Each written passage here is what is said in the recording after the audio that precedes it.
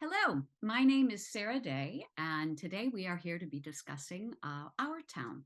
We are privileged to have Tappan Wilder with us, who is the literary executor of the Wilder estate and is the nephew of Thornton Wilder himself. Um, Tim Ocel is also with us. He is the person who is the director of our play. So we're here to talk about a few things, our town, a little bit of Grover's Corners, and a little bit of its relationship with Madison, Wisconsin, and Wisconsin in general. And So thank you very much. Sarah Day is playing the stage manager in American Players Theater's production of Our Town. And Yeah, we opened July 1st. July yeah, 1st. They've been playing for a while. Yeah, yeah. yeah. And how's it going? How's it going? Sarah, how's it going? I haven't seen It's it. going very, very well. We're very, very fortunate. It's been well received by a lot of people, and the joy and the sense of reflection that this play brings about for people has been a real joy to behold as a person who's on stage. Yeah. And one of the wonderful things about an outdoor theater is at the very top of the play, I see the audience, and being able to see them, um, as well as they can see me, because that sunlight is giving us a nice, um, nice lighting effect. It's lovely to see people engage and to use their imagination as they're creating the town of Grover's Corners. And it's one of my favorite things about doing it outdoors. Yeah. And the theater is up on a hilltop. So when you get to the third act, and we're up on a windy hilltop, and especially when it's windy out there, there was great applause, I think, the other day or something. Yeah, we Right, had a Sarah? very windy performance, and I said, this is certainly an important part of Grover's Corners. It's on a hilltop, a windy hilltop. And at first people laughed and then they applauded. And I'd be willing to bet it's one of the few times that line has received applause um, in a production, but it was wonderful. It was wonderful to be able to do that. That's the first time I've heard about that receiving applause. I hope you will let me use it because, I do have to talk about our town fairly regularly because will you allow me to steal that one? I'd like to use it. That's You may. You know, I had no idea there were so many laughs in the show, or oh, as I'm many glad as you there are. can. And as we were rehearsing, I'm not a laugher, so it's like, huh, okay. And but the first laugh, what we found is that when the stage manager is introducing the houses, and she says, "This is the back door," and she mimes the back door, we get a chuckle there. We get a response, and it's like, oh, that's what we're doing. And I thought, oh, that's really interesting. I knew the father-in-law scene in Act Two was was the really breakout funny scene in the play, but I had no idea that there were other laughs, um, identification laughs that happened throughout the play. Yeah. Well, I'm glad you found the humor in the play. I'm asked, what would your uncle have thought? And I say, I don't know. He's not with us. I don't want to play that game, Right. but I do know. I had the pleasure of seeing, a fair amount of my uncle, which I can go into later if we want. But we can't talk all night. But he said there's a lot of humor in our town, and you've got to find it. And apparently, you found it. Yeah, I mean, it's such a well-rounded. Grover's Corners is such a well-rounded town in terms of not only in terms of character, but in terms of what the characters bring to the world, their world, and then our world. To that it feels like the humor and the pathos, the Simon Stimson things, and actually Simon got some laughs too. Good. When the line about "don't try to compete with the Methodists because you won't be able to" is hysterical. It's hysterical. And having been a soloist in a Methodist church for a while, it's like, okay, this is absolutely hysterical. So yeah, there's some great humor in the play that I really love. And Can I ask a question? And that is, can you tell is the audience, what percentage of your audience knew the play before they came in or were new to it? Do you feel, were there younger people there? Was it a mixed bag? Sarah, what do you think? APT has some people who come to theater kind of regularly, and we did this over 30 years ago. Not that many people Yes. are doing that, but it's kind of back and forth. I kind of love it that I've received a few emails from friends of mine saying, well, my husband and I were at the show together and we're both ashamed to admit that we'd never seen the play before. And I want to go, don't need to be ashamed, you know. But many people are coming to it new, and they find it to be a fresh and startling play in so many ways. Mhm. That I love that more than, oh well, that was a good production of it, you know. With that, in as opposed to, it's so exciting to have somebody coming at this play anew. Yeah, Or- and I had never directed the play before. I had done at Webster University where I used to adjunct. We had done a couple of the one acts, and The Happy Journey, and Rivers Under the Earth, Rivers Oh, Under the yeah, yeah, Rivers Under the Earth. yeah. Yeah, and I loved those plays, and I've been asking American players to do the one acts for a long time, and they go, "Oh, one acts don't sell." Blah, blah, blah, blah, growl, growl, growl. And finally, when Our Town came available, it's like, yeah, I want to do that play because it is so human. It so talks to us. It talks to us in a lot of ways. I have to say, the third act is, for me as a director, was the most elusive. It was Hmm. the hardest thing still for me to um, imagine or realize. Hmm. Um, and I like the first act. I really, really liked the daily life stuff, and I loved shaping the daily life, and I loved shaping the relationships of all of that. When we got to looking back, I found that harder for me personally to imagine looking back. And my question for you, Mr. Wilder, about that is, did Thornton want to look back, or did he think we shouldn't? Oh, no, I think he wanted us to look back, and he was fascinated at how the selective nature of memory, you see. People often dismiss our town. I don't think they do it anymore nearly the way they used to, as rather sentimental. And that you often hear that charge. But it really fascinated how memory plays in our lives. In terms of where we are now. I'm giving you my opinion now. Thornton Wilder isn't here. I wish he were here. Oh, I know, He I might, know. he I'm might sorry. tell us, he'd say, my nephew's got it all wrong. I don't know. You know, I get to write the afterword to the edition. And you can see some of my views about that sort of thing. But we are selective in our memory. It's funny you asked that because I was just reviewing. So I'd like to maybe can I read one thing today, and then I'll. This is not show and tell, but I was reviewing some stuff written when he in 1930, when he wrote this. This is Our Town is still 8 years ahead, right? Yeah. He's going to start writing it earlier than some people think, but he's not in 1930. The difference between the matter of factness and almost triviality of daily life and the emotion and beauty of the same life when we remember it, looking backward from later years.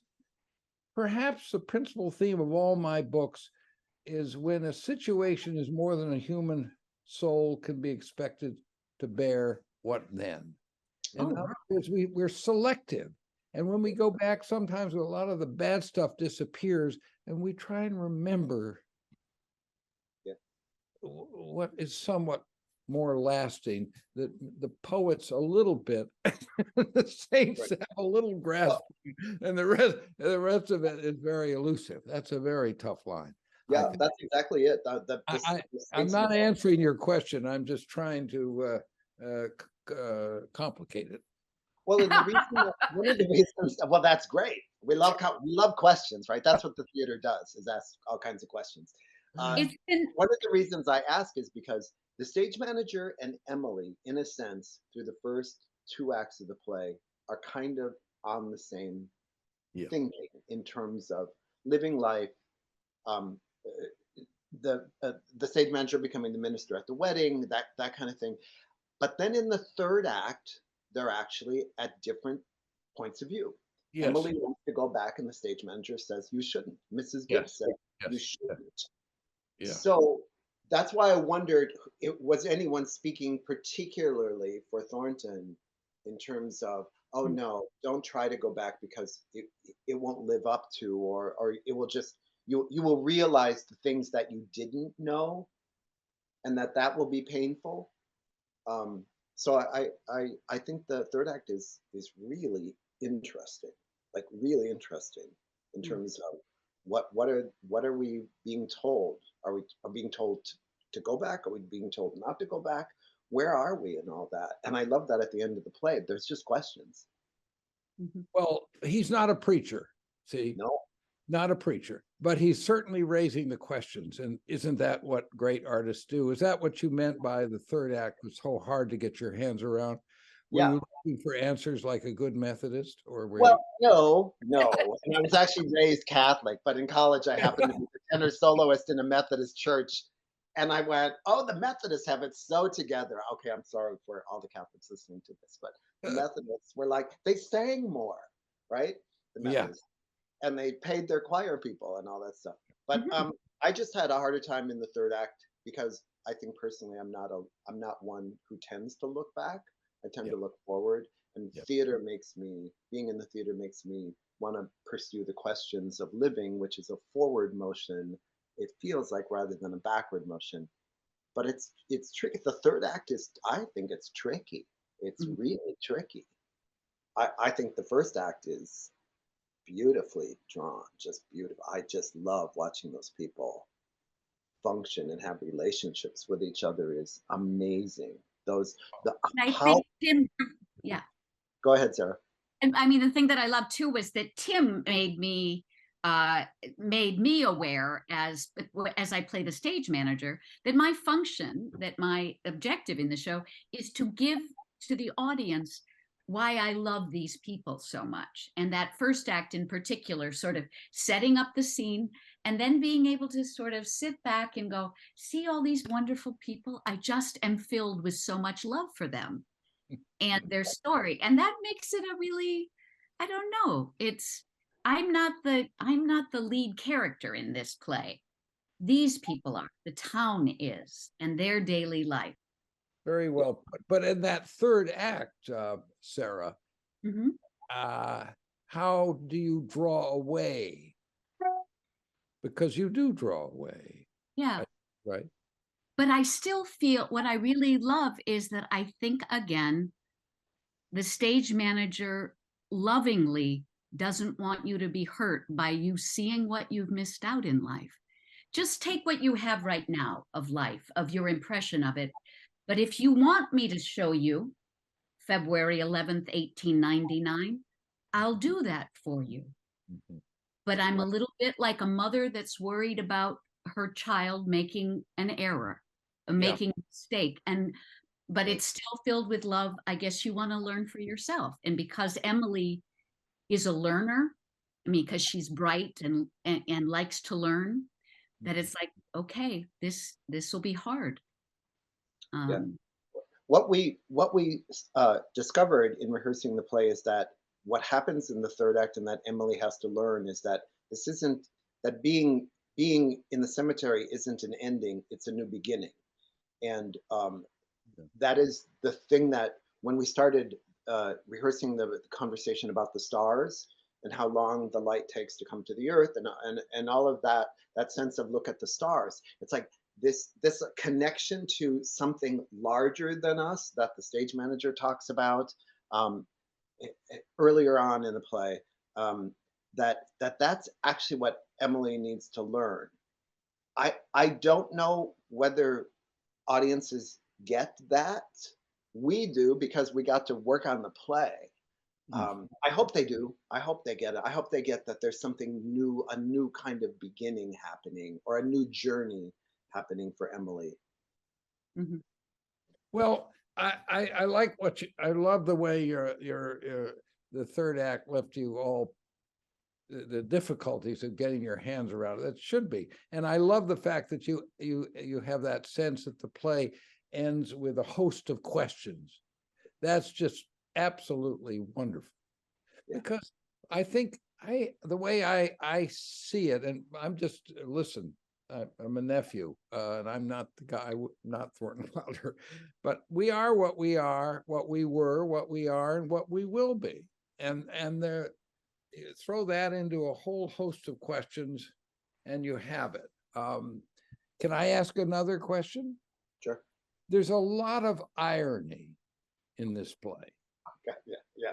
But what confuses a great many people, and I think it goes back to the fact that Thornton Wilder really did adore people and all their absolute craziness, and sometimes evil, let's face it, what we're facing. But it's a loving irony, and that's very hard for a lot of people to grapple with because they see irony as so negative, it's potentially so negative. At least this is my view. This is Tappan Wilder speaking. And I wondered how you sensed the irony, the loving irony in the play for Handel. Well, Sarah, do you want to respond first? No, you first. Well, I was just going to say that irony, contemporary irony, gets sarcastic Yes. or it gets snarky, That's and that is not what the irony in this play is. That, as you say, this is loving irony, and it is when irony appears in the play, I think that it's that the characters in the play realize something, and then they comment on it because all of a sudden they've realized something new. So there is irony in it, and I have to say the father-in-law scene in the second act is filled with irony, and it's lovely and it's funny, but it's all true. There's true, but also having ironic observations or being within an ironic thought actually does help you continue forward because you're realizing things about the world that you live in, and you get to actually hold them in that way and comment on them. Language helps solidify the thought. I don't know if that's what we did, Sarah, but it felt like it. Yeah. We never got snarky. We never got snarky. I hate snarky. I really hate it. Yeah, because it's easy. That's easy. Yeah. Yeah. But yeah, I love that irony is about learning about life or about self, and sort of being, oh, well, that I had no idea. I think of it. It's learning. It's about learning. It's a very subtle form of irony, and it's alien to a lot of, as you say so well, Tim. It's alien to a kind of modern sensibility. It's snarky. Thank you. That's right. Yeah. Can I steal that one too, please? Absolutely. The thing about irony too is that we had to constantly talk about was that the audience, we cannot pretend that the audience is anything other than a 2023 audience.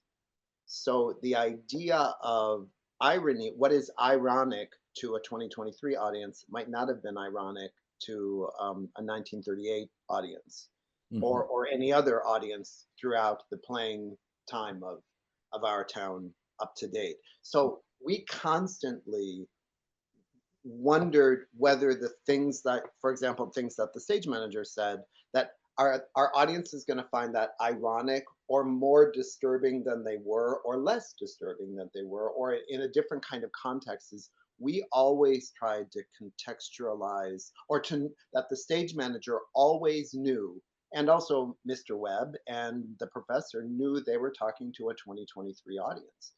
That was really important, that we didn't try to pretend that the audience was bringing any other sensibility than a contemporary one.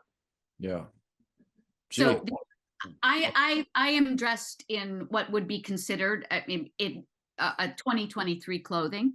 Mhm. Though, and then the audience members who are asking those questions are in 2023 clothing. Sure, Right. Which sure. I was going to ask, is that in the original production in 1938, were the three people asking the questions from the audience were they in 30s clothing, or were they in 1900? Were they in the clothing of the people of Grover's Corners? You know, I thought I knew everything, but I don't have an answer to that question. And we can look into it. It's a very interesting question. I don't know. I rather suspect they were in 1938 clothes, but that was the point, is they were coming out of the audience. I don't know. That's what I thought too. I thought the script Sure, was really clear. I just assume they were. I can't imagine they weren't. Yeah. But Well, you know, I'd be willing to put money on the fact of 1938. Thank you very much. But I can't give you the ultimate definitive answer. right. Rosie had Really, brought up that her nephew had thought that we had added questions to the Oh, play yes, from the yes. audience. And it occurred to me as Rosie was saying that I wonder if it's because they were dressed in contemporary clothing. And Oh, that's why it seemed like these yeah, questions were just coming from 2023 yeah. rather than from the original script. And it's like, well, we Well, didn't change any words. you know, we art. They did really, one of my right. favorite things that the costume for it's a young man asking the question, is there much drinking in Grover's Corners? And he's dressed in with Bucky Badger on his t-shirt, and he's got a bottle of beer, so he looks like he fits right on State Street, asking if there's much drinking in Grover's Corners. Yeah. And so Right. You Right. know, I once attended a production of this play in Philadelphia, and they asked me to ask the question.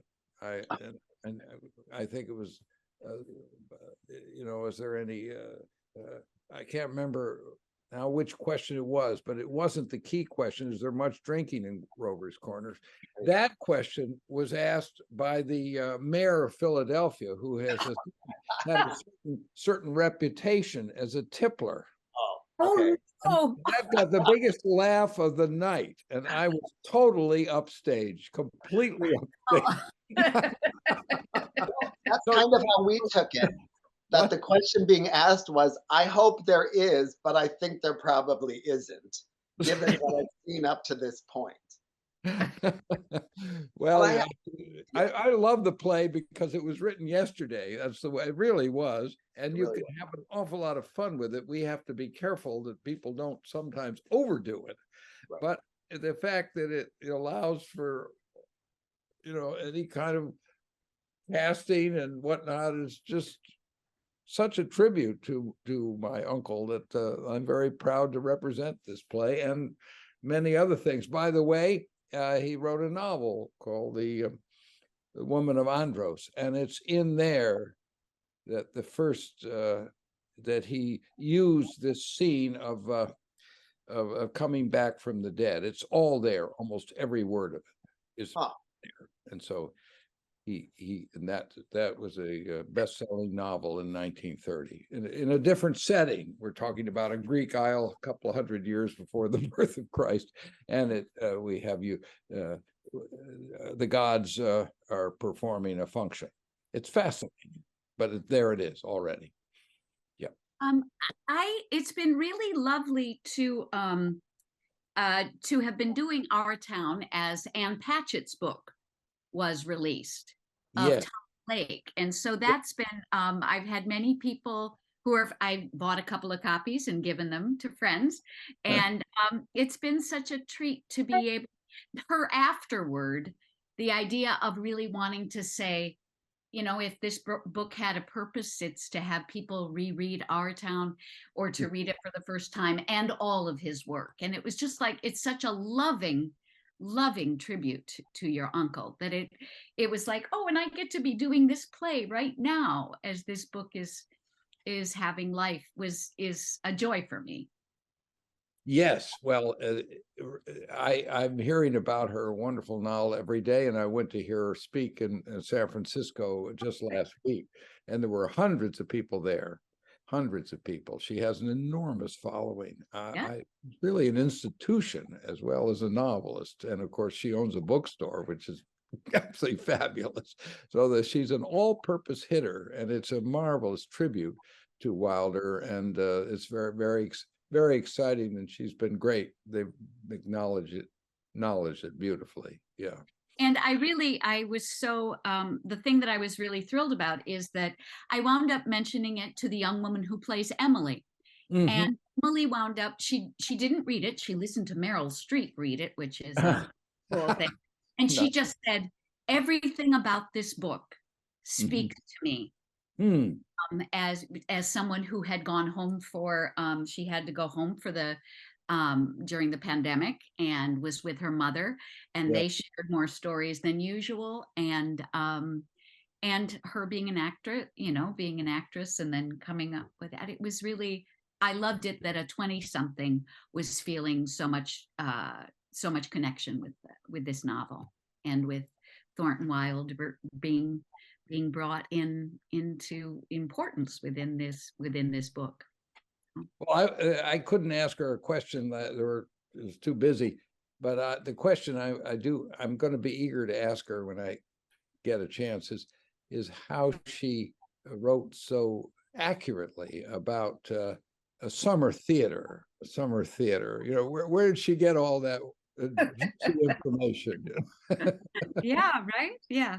Don't you think that was accurate? I don't know. You're an There were actor. a lot that is part of it. That, I mean, definitely parts of it are very true. I'm glad you mentioned it. I'm glad I have a question about structure. Yes, sir. Okay, so when Thornton was writing this play, this structure is so contemporary. It's so not what Broadway was in the 30s, right? What playwriting was. The fact that the fourth wall is broken. People come out, they say, hey, do you have any questions? A professor comes out and talks directly to the audience. The stage manager is talking directly to the audience. Yeah. And it also feels that structurally, each of the three acts is a kind of different structure. And was that just genius on Thornton's part? Was there a plan? I mean, how did the crafting work? I'm curious, because I'd have to. It's all perfect, but it's all different. I tried to address some of that in the afterword that in the Harper's edition, which J.D. McClatchy, sadly the late poet and librettist. I know you do opera, sir, which I think is wonderful, and he did the libretto for the Our Town Opera. And Sandy McClatchy, and he edited the 3 volumes of Wilder in the Library of America, that sort of thing. And I remember, and died before his time, just recent, not too long ago. And you have to go back, and I'm glad, to those one-act plays in 1931, when he had already was pioneering, the stage managers there, as you know, in Pullman Car, Hiawatha, it's there. Yeah, Happy Journey. And this wonderful figure, which goes back even earlier, and you sense it in his novels. People who love our town may not be as familiar with their novels as I naturally would like them to be. But that figure is there haunting his life. And maybe some of it is his father, who was a difficult, avuncular figure. And he's picking it up from the Japanese and Chinese traditions. And I found, just in the Beinecke Library at Yale one day, fussing around with his papers, I found what appeared to be absolutely the first draft of Our Town. And there's a figure in it, and it's all in the back of my book, so I won't drag you through it. But a sort of Chinese-like figure observing what's going on the stage. and it all comes together in a way that scholars write about and explore. He's a storyteller. My uncle was a born storyteller, and that's a genius that we're not all given. And the storyteller is a stage manager in some ways. I don't know how to say anything more than that at the moment. You'll have to, we could talk till dawn, but we can't do that. Right. What do you think? I was just people are born to it. Yeah.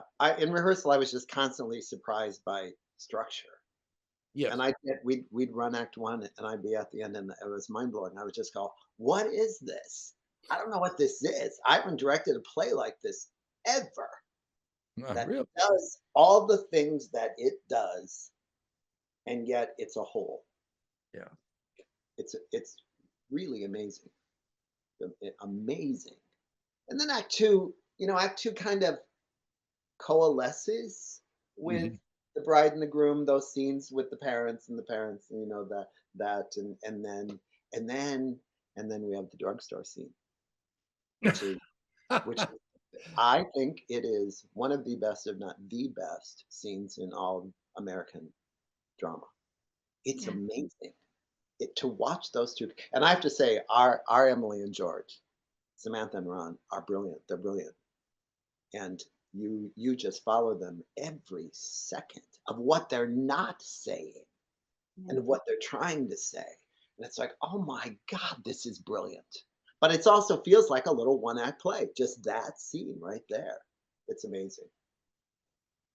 Wow. Well, do I dare now ask another question? But unless you want to ask me questions. I think maybe you're supposed to ask me, but now I got a question for you.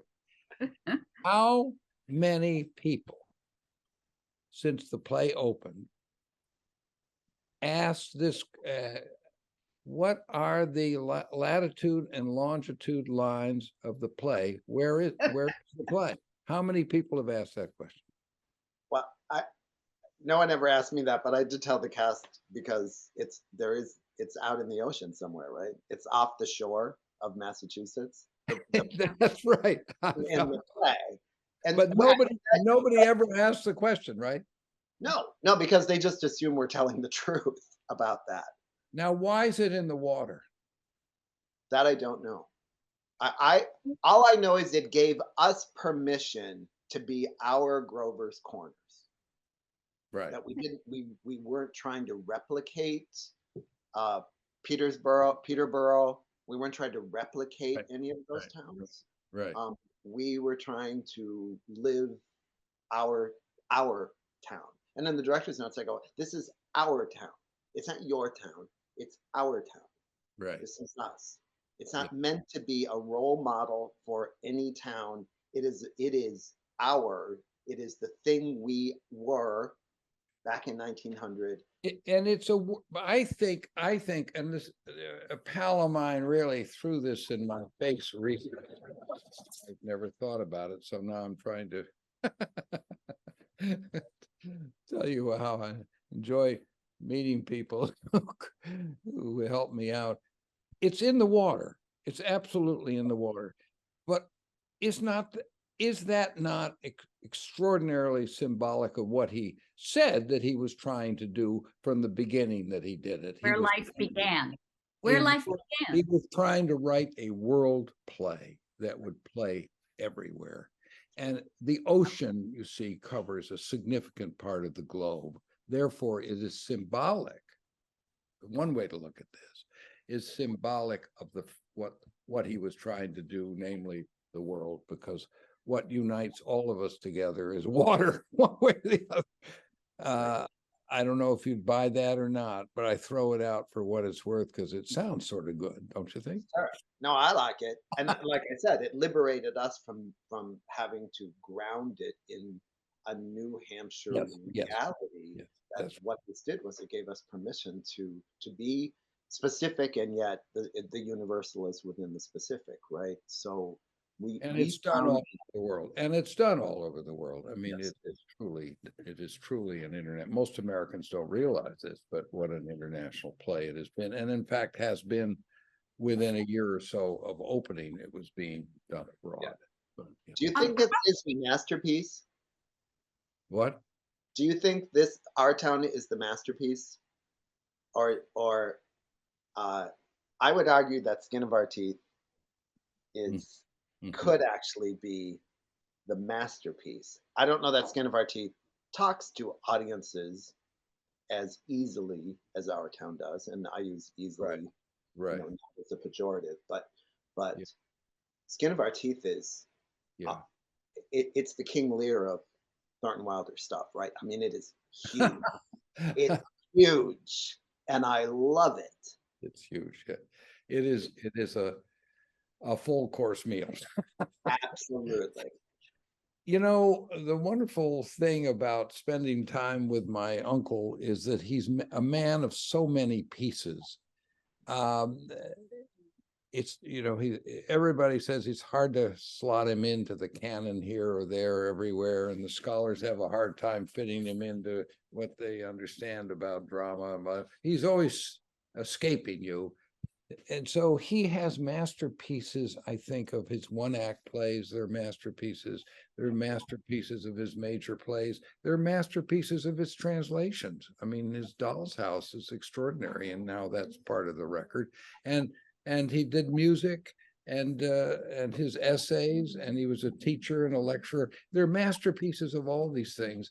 And I think as time goes by, we look at different parts of them differently. So the Skin of Our Teeth is looked upon differently today than it was certainly when it opened, I think.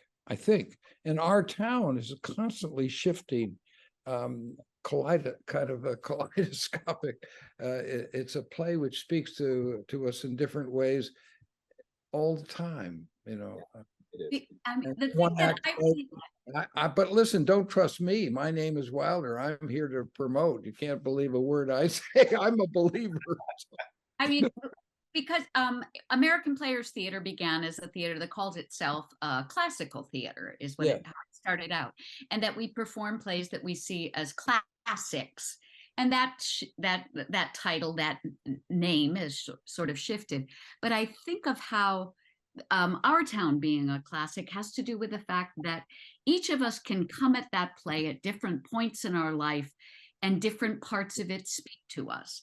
That we, you know, that when I mean, I am a typical person who read, you know, Our Town in high school, and of course, Emily and George's storyline, you know, was what was fitting. And now, looking as somebody in as an elder, it's just that all of these things of what life brings about, it's so much deeper and richer coming at the play again, and at a different point in my life, a different perspective. And that's what a classic does for me, the same way that a Hamlet does or a King Lear does.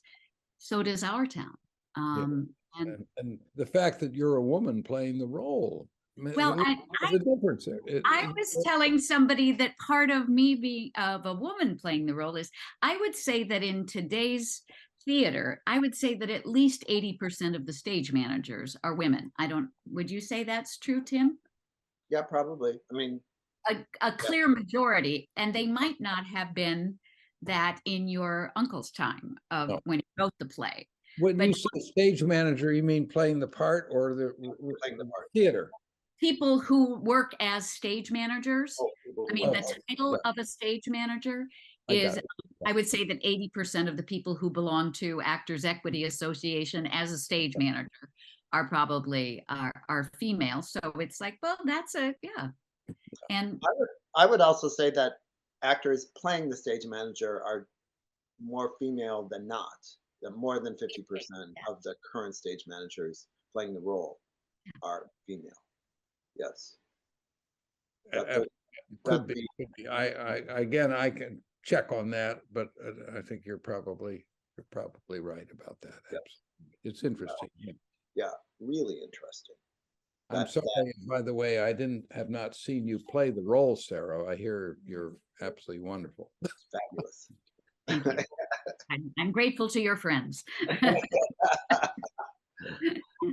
Yes, yes.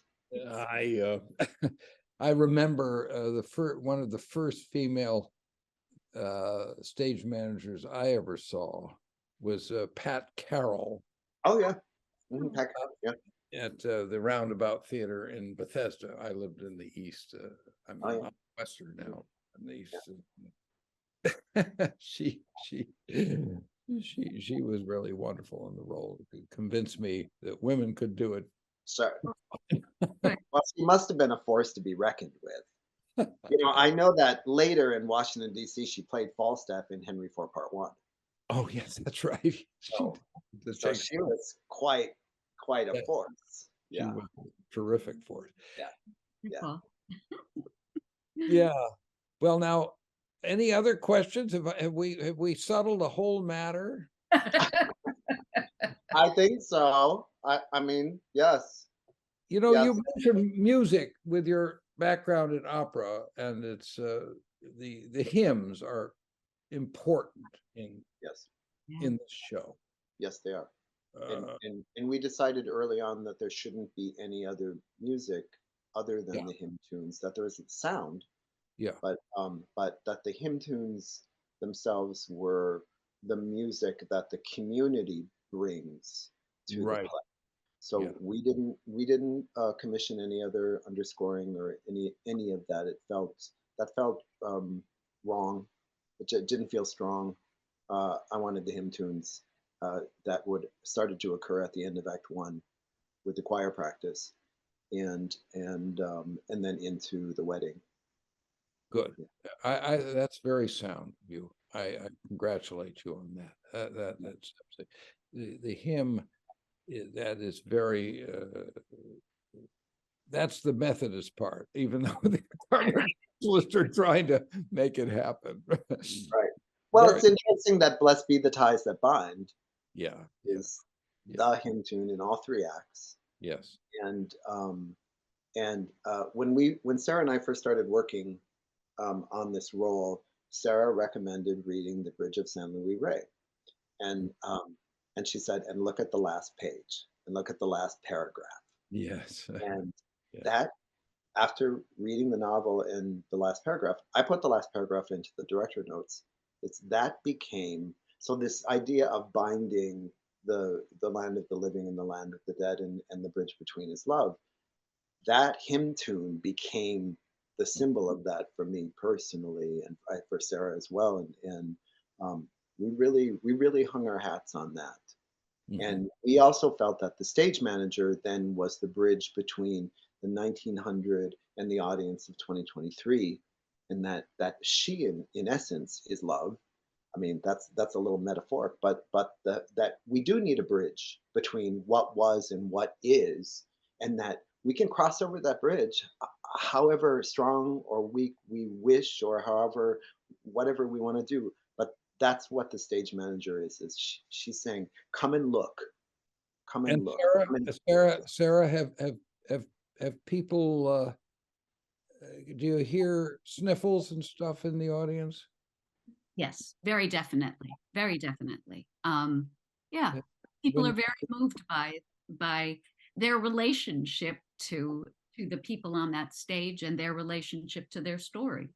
Mhm, And that third act, oh my gosh, it's very beautiful Yeah, how people are moved by it. yeah, mhm. There's even tears. Do you see real tears? Yeah, Yeah. mm, yeah, yeah, well, yeah. I think they're shocked also when Wally is in the graveyard. That Wally yeah. dies. Yeah, Sarah Young saying, "I can vouch for crying in Act 3." Well, Okay. So the there you go. body count is extraordinary, and Yeah. Absolutely. that's when I talk about loving Iron. Nothing much changes in our town. Are you kidding? This town is this town is changing all the time. It's changing all the time. Yeah, Right. and Yeah. Jacob Gallagher Ross, who's written wonderfully about it. He's a Canadian he's in Canada. It talks about it's so fast that I'm not sure how we actually stop and can make anything of it. That's an interesting question. Right. That's a very tough question behind Yeah. it. It's also it's interesting that audiences, they go through the first act and they go, well, not much happened. And then they get to the third act and they go, oh, we should be watching that more closely. Yeah. And that's what we should be doing with our lives. Well, Oh, And I've had two friends who said, "Oh, I'm returning because I didn't watch closely enough in Act One." And so yeah, it's they're waiting for something to happen, right? You know, there they're were, waiting. They're there were waiting for a lot of drama. people in New York who came back when David Cromer's well-known production. There were a lot of people who came back to see that show more than once, twice, even, and you know, people you wouldn't expect to. You know, interesting, very interesting. Oh, I'm so glad to hear about this. So glad to hear about it. I'm just sorry I missed it, and I can come back, Sarah, and we could have gone to State Street and had a beer in Madison. Remember some of the happy times that well, I'm glad I allowed you to reminisce a little bit about your time in Madison. I'm so glad to know Sure. about that. Oh, sure. Oh, right. gosh. I just want to thank you for being with us, and this has been a real pleasure. I'm so grateful to have met you, and thank you for your time. Well, I salute you all, and I'm so Thank you. grateful about what you're doing in Wisconsin, one of my favorite states. Okay.